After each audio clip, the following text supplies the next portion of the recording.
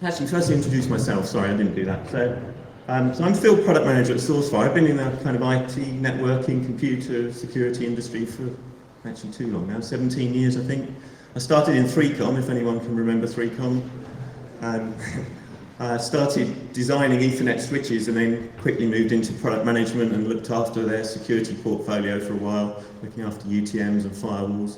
And I spent 3 years doing endpoint security, and then I've been with SourceFire from the start of the year. SourceFire has a very sort of combined endpoint and network story, but I'm not going to tell you about products, so I'll stop there. So as part of this thinking, we've been asking this question, would you do security differently if you knew we're going to be compromised? And you've heard so much scare stuff today. I don't want to linger on that too much. And I think I like Jessica's kind of analogy of a little bit of fear and then something practical that you can actually solve the problem with, rather than just lots of fear and then you're just rabbit in the headlights going, what the heck do I do now? Give me something that I can actually make a difference with. So hopefully I'm going to do that in the course of the next 20 minutes or so. We all know the reality. Big companies ending up in the headlines. But the point here is, these are big companies like yourselves. They're smart organisations, they're smart people. They're trying to do their best to keep out the headlines, but it's not working. So what's going on? You've only got to look at, if you want any more evidence, look at the Verizon data breach report. It's scary sometimes to see, just how simple some of these attacks are that are actually getting these organisations in the headlines. It kind of says that something's fundamentally changed, something's different. That's, the way we're trying to defend ourselves just isn't actually solving the right problem anymore. So we all know, over the last sort of 10, 20 years, the way we have been defending our networks is to look for known things that we know how attackers work, and putting things in place to block them. And there's been that constant cat and mouse. The attackers get a bit cleverer, we get a bit smarter as the defenders, or you as the defenders, us helping you to defend your organisations, and it's just kind of been going like that. But it hasn't really been that serious. It's been a bit annoying for the IT departments, ends up in you having to re-image a whole bunch of machines to try and get your users productive again. But in the past, it hasn't really caused much of a problem beyond that. But now we know it's changed, and that's what we've been hearing a lot about today. Now, the main things that's changed is we've gone from just being this indiscriminate malware, attackers putting malware in places, trying to infect machines to find information that they can easily monetize, passwords, credit card information, bank account details, to actually, finding a specific person or specific organisation that has some information that they want, or they have a grudge to bear with. And they actually start focusing on you. They start, working out what the information you have, how you've been trying to defend yourself, how they can bypass those specific defences. And I was saying before, it was indiscriminate, so they just had to write the best malware they could that would have enough hits for them to actually make some money out of it. This time, they're coming after you for your specific information. They have to get it right. And the problem is, as defenders, we haven't, there isn't a silver bullet. We haven't, we've got a history of creating technology over the past 2 decades to try and help you, and probably each time the new technologies come out, we've got, this is the greatest, this is going to solve world peace for you, this is going to be the next big thing that's going to take, enable you to sleep at night. And it's just a continuing catalogue of technologies that they're effective in helping to reduce the noise, but they don't and won't stop every attack. And probably, if you look at the top of that, you can probably add sandboxing to that to pick a new technology that's been specifically aimed at trying to stop advanced attacks. Again, it's helpful technology. It's another layer that gives you another percentage of coverage, but it's not 100%. It's not a silver bullet. So if there's a focused attacker who has enough of a motivation, the information that you have is enough value to them for them to be troubled to actually go to the lengths they need to get it, they will get it. Someone mentioned the Mandiant report earlier, and Gaddy mentioned the attack chain from Lockheed Martin. This is how Mandiant represented it in their report. But you can see these guys are successful because they're incredibly well organised. the attackers are industrialised. They have their own ecosystem. They're hiring graduates to do their programming. They're very sophisticated and they're very structured. And they go through a distinct set of processes to make sure they're going to be successful. And even with things, like Jessica was talking about educating users, that's another layer that goes a long way to helping stop attacks or minimise attacks. But even on the social level, the kind of phishing attacks that these guys are constructing, the amount of homework they do before they even get to that first stage, when they're doing their reconnaissance, is phenomenal. They're constructing incredibly sophisticated phishing campaigns these days that you can't blame someone for clicking on. At the end of the day, we're all human. You can stop people, clicking on random things like, I don't know, win a token for Starbucks or something, just by clicking on this link. It's kind of silly stuff like that. But if you look at some of these attacks where it's been like executives in large organisations have been kind of tricked into clicking on links in emails that look like they came from either their colleagues or someone else respected in the industry, you can't blame them for that. The way these attacks are crafted, people are going to end up, clicking. So, that's the first stage. Things are always going to be able to get through. So, you follow the whole stage, the whole process, the methodical thinking that they use behind this, attacks are going to happen. And because they've planned it so well, that means not only are they going to get in, they are going to stay in for a long while, and that they're going to get a lot of data out. These statistics from maybe extremes, staying in for 4 years undetected, or 6.5 terabytes of data. But who would have thought? Who in this room would think that if you're defending your network of your organisation, that someone could sneak 6 terabytes of information out without you spotting it? However much they're drip feeding it, out through your internet channels, who would have thought that they could disguise that much? But they can. That's how clever they're doing it because they're doing their homework, because they are so specifically targeting your organisations. So you can see why we're asking this question of, why would you approach security differently? What this is saying is, the tools that we've been using, they're not working as they are. They're maybe helping to reduce the noise, but they're not stopping these targeted attacks. And the reason we know, look back to the Verizon data breach report, 69% of the time, it's an external party that's telling you that you've been breached.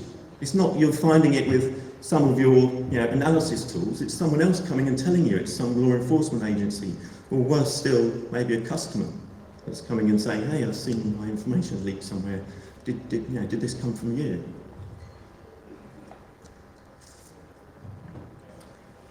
So I think Daddy sort of said this in his presentation earlier, you need to start thinking like the attacker a bit more. These guys have figured out how to get through the kind of conventional approach that we've been using to defending ourselves for the past 2 decades. They've figured out that most of the defences we use just operate at a point in time.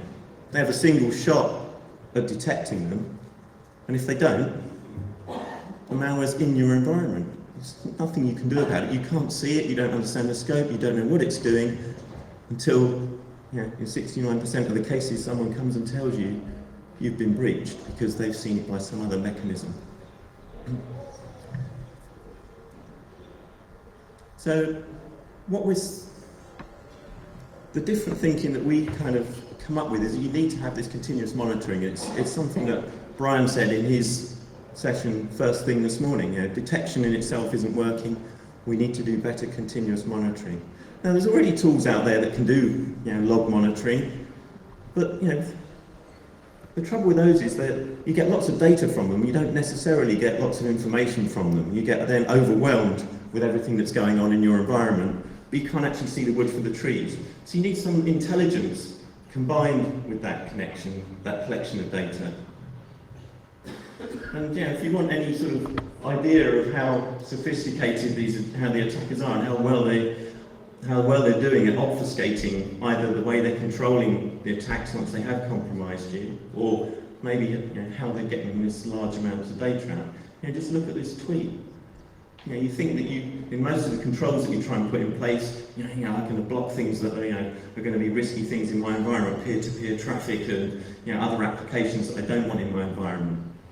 But there aren't many organisations these days that are saying, well, I'm not going to let my employees use any social media in them. Because it's getting to the point where you can't recruit the right sorts of employees if you start having very draconian policies like that. So the attackers have figured out this stuff, so they start to use those channels to control their attacks and to get information in and out of the environment. So this tweet, looks perfectly normal on the first line, and then you look at the second line of garbled characters, and that's actually, that's an encrypted, either an encrypted message giving some command and control information to an endpoint that's been compromised in your environment, or it's been used to extract information out of your environment. We've also seen using Facebook posts to do this, embedding command and control information in pictures that are posted on Facebook pages. So you can't even see, this is, okay, you might look at that and go, okay, well, maybe I could spot that if I had, if I had the right tools or if I looked at it enough. But they do things like, embedding extra characters inside the file of a picture. And every day they will post a new version of the same picture on their Facebook page, but the characters that are embedded in it are different, so they can put a different command and control message in every day using a certain Facebook page, but from the user perspective, it still looks like the same Facebook page, still has the same photo on it. So, there's no end to the kind of deviousness that these attackers can go to kind of make it so that, the tools you're using today just aren't working. So to use a bit of a cheesy picture, apologise for the dodgy iceberg, but I think this kind of well illustrates kind of the position we're in now as far as the technologies that we've been using for these past 20 years. We've relied on strong signals, as we're going to call them. We're kind of trying to determine between strong signals and weak signals. So strong signals, signature-based detection, looking for known patterns of malware or known patterns of behaviour. And these strong signals are what most endpoint antivirus, even IPS, Sourcefire's heritage is an IPS company, next generation IPS company. So part of our solution relies on signatures. We're openly saying our signatures won't catch everything. But that's why we needed to start thinking differently. We need to wrap something else around it. The signatures, they're a level of defence, but they're not going to do everything for you. You need to find a different way of thinking, a different set of tools that are going to be much more effective against these cleverly obfuscated attacks. So we kind of talk about it in terms of weak signals. And the thing about weak signals is that on their own, they might actually look quite benign. And someone in the audience at the end of Andreas' session mentioned indicators of compromise. And this is kind of the area where we're starting to think now, to have effective protection against these kind of advanced attacks, we need to start to look for indicators of compromise. And I guess this is another area where it's another angle to the different thinking. I mean, we're used to saying, my security is only effective if... Oops. Excuse that. That's my...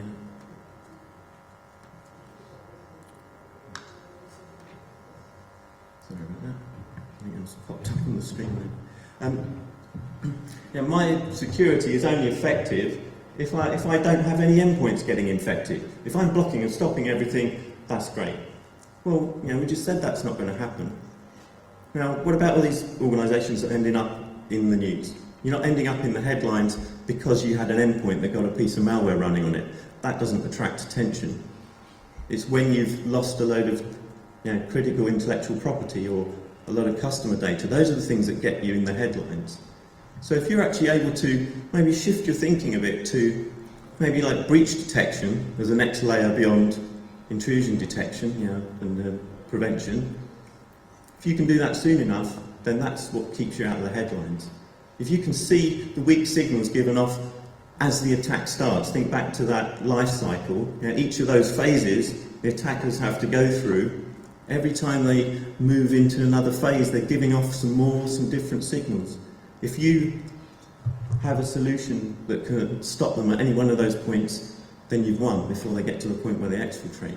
So, that attack cycle is not all bad news. It's not a case of you only have one shot at detecting them. You actually have quite a few shots, because if you can get them at any of those stages before the last stage, their attack hasn't actually been successful, and they either have to think again, or they realise it's just too much effort Back to, I think someone else made that point. It's just, you know, how much value they thought they were going to get out of the information you've got. It's just, it's not worth it, and they'll move on. You know, like having extra strong locks on your windows or your doors. Someone will try and pick the lock for long enough, or the security system, if they can't get through it, they move on. So also kind of try to find an analogy to kind of illustrate how a sort of continuous analysis looking for weak signals really works. So I came up with the James Bond one, so I don't know if there's any other James Bond fans out there, and maybe anyone who's old enough to remember the man in the golden gun first time round, like me, sadly. But if you look at this picture, this is what conventional detection looks like. Yeah, conventional detection sees a lighter and a cigar holder and a set of cufflinks. But what if you carry on, you know, and if you looked at any of those on their own, you go, okay, that's benign, I don't have a problem there. And, you know, if you were a security guard on a checkpoint, you wouldn't stop that person going through. Well, what if you could see them once they got to their hotel room, and they end up with something that looks like this? Yeah, this is what continuous analysis is all about. It's not just going at that point in time, oh great, everything looks good, what I see here is not something I know is bad. But it's continuing to look and analyse the information that you had and maybe combine it with other signals that you see to actually see that the picture is quite different a little bit further down the line. So we kind of talk about that in context of this continuous security model. And I don't think any of the phases in this, they're not new. You know, before the attack, during the attack, after the attack. You can go out and buy plenty of products that fit in any of those silos today. I think what we're saying in the different way of thinking about it is we need to be a lot more joined up with those silos. We need to have something that covers that whole attack continuum. Because if we don't, we aren't going to be able to do that continuous analysis that I just showed in that previous example. You need to be prepared for the fact you're going to be attacked before. You need to be able to see everything that's in your environment. If you can't see it, you don't know what you're protecting, you're not going to be able to control it. But if you see all of those, the lighter and the cigar holder and the cufflinks, if you've seen them before, and then you keep monitoring and you see some other indications, you can put those together and go, actually, those things together do actually equal a handgun. And you've got to do it everywhere. You can't just do it in your network, you can't just do it on your endpoints. You need to do it everywhere. Things are moving around, coming and going on your network and off your network the whole time, more than ever. Mobile devices, bring your own devices, virtual machines, virtual servers, things are constantly coming, going, spinning up, new applications. You need to keep on top of that, so you've got to keep doing it continuously. And if you do it continuously, then that means you can harden your assets up front, so reduce the chances that someone will even get past the front door. So they may just fail at the first hurdle and move on. Now we know that most of these advanced attackers don't generally get tripped up at that point. But when you're looking for these weak signals that are going to help you see advanced attackers, you've got to keep the noise out for everything else, because otherwise it's going to mask it. Kind of example I thought of earlier was like noise cancelling headphones. When I've been on a plane too much recently. You sit on the plane and you try and put regular earphones that come with your iPod or your smartphone that's got your music on. You put them in your ears, sitting on a plane, you turn it on, and you can barely turn the volume up loud enough to even hear the music anymore. Now you swap those for a pair of noise cancelling headphones, the ones that you stick in your ear. You block out the background noise. Suddenly you're back to how it sounds when you're walking down the street or when you're sitting at home. So you've got to keep that noise down, otherwise you're not going to be able to see these weak signals. So like I said, a lot of them are quite benign on their own. So it's not an easy thing to do. So you've got to give yourself the best chance. During, I'm sure you're sort of familiar with during, you've got to give yourself the best threat protection. So the signature stuff that you've been using, that's still important. That's still another layer of keeping the noise out. That's going to keep most things out and just leave it so that you've got these advanced attacks that you need to worry about, need to look for these weak signals. And then in the after phase, so this is the new way of thinking. It's not thinking about after as being forensics, like Andreas was talking about, where you found out by some other means that you've got a problem, and now you've got to go and dig into it and work out what it was that caused it and how big the problem is, and kind of reverse engineer it. if you actually make it all joined up, you can actually use this kind of preemptively, because you already know the scope. If you're monitoring everything, you know where files have gone, you know what they've done when they got there. If you later find out that a file you thought was good didn't get detected by your antivirus or your IPS, you now find it's bad, like the gun example, because of some other signals that were given off. You actually know where it is. You can instantly do something about it. And back to this point about, there's a time it takes before an endpoint being infected becomes a headline problem for you.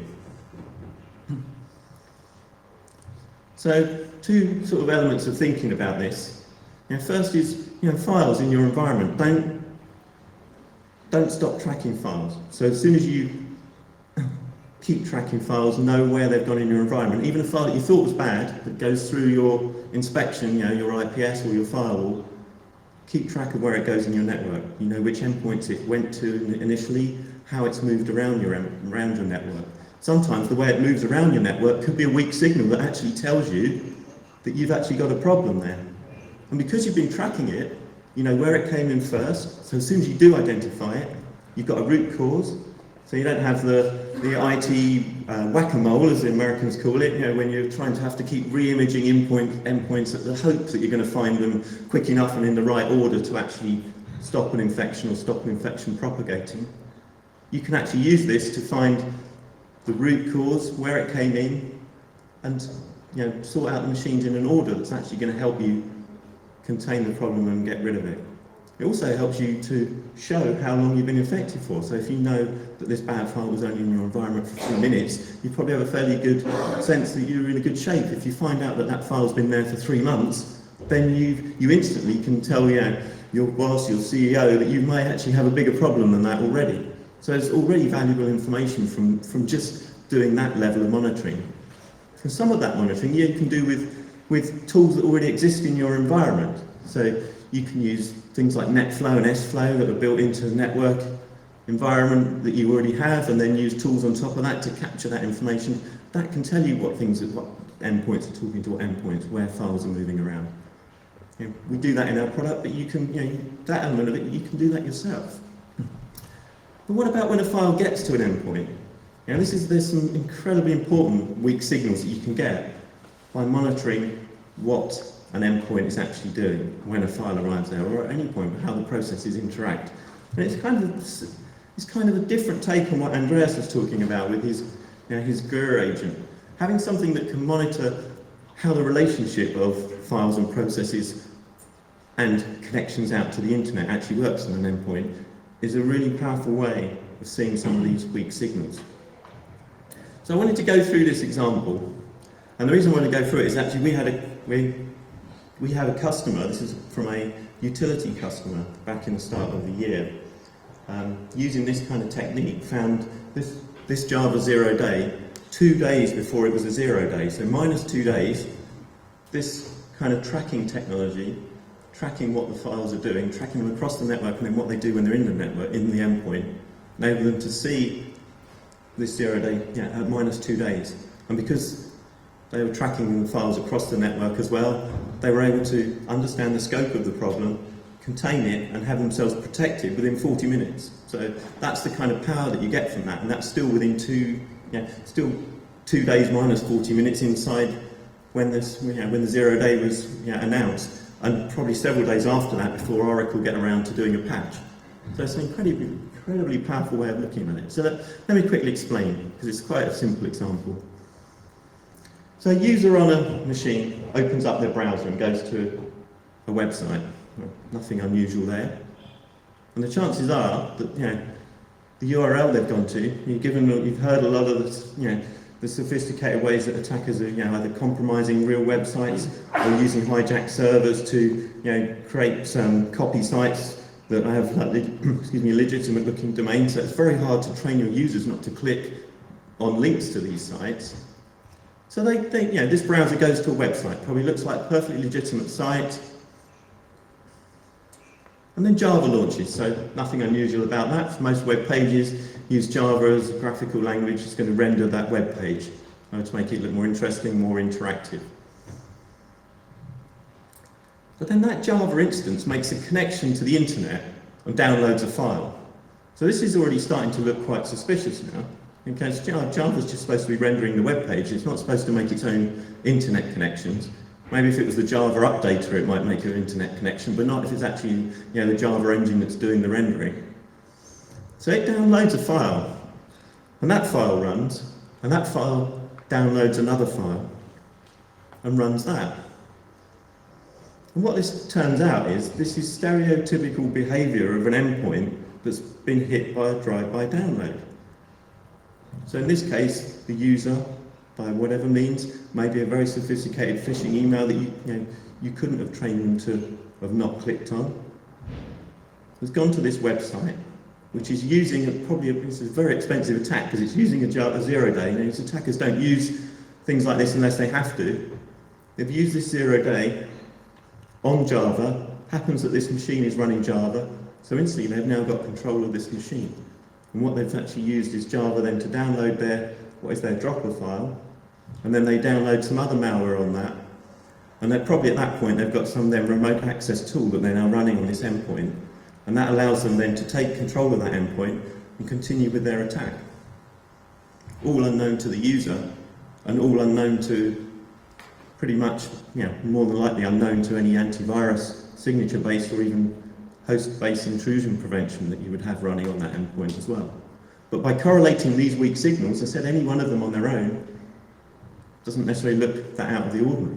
But if you know that there's an indicator of compromise of that kind of pattern, then you can flag to the security team in that organisation that it looks like that particular endpoint has been compromised. And because you've now tracked that file, that zero access file, you've already tracked that across your network. As soon as you've identified it, you instantly know what the scope of the problem is across your network. And you also have a way of containing it as well. So you can either stop that file from running, you could potentially go, okay, it looks like there's another real problem with Java here. You might go as far as actually stopping Java running on that environment, or any of your endpoints, so that you know you're protected until it's been analysed properly, and Oracle can say, okay, this was the problem, here's a patch, put that on, and then you're away again. So that's kind of as much as I wanted to say, really. I say it's just kind of changing your thinking, really. Just thinking more about the fact that detecting and blocking is only keeping the noise out these days. It's not going to stop everything. I was at a seminar a couple of weeks ago, and there was a kind of retired colonel who's very kind of lots of experience in information security over the past 20 or 30 years, and he's obviously seen a huge amount of change himself, a lot more than I've seen. And he summed it up really well. He just said, with these kind of attacks, you don't know what you don't know, and that's the problem. You don't know what you're looking for. So the conventional techniques of using signatures or behaviour to spot things just isn't working anymore. So you need to start thinking differently. Whether it's Gaddy's honeypot idea, where you can attract these attackers in and see what their techniques are, and you kind of diverted them from attacking your real endpoints. That's one technique. This is another technique, looking for these weak signals. You put them in together in the right order, and the use of IOCs is certainly something that's growing within the industry. I said someone mentioned it earlier, and there's already initiatives in place to share them amongst vendors. So there's an open IOC, and there's another initiative as well, so that we can actually share this information across the industry and make it more open. Thank you.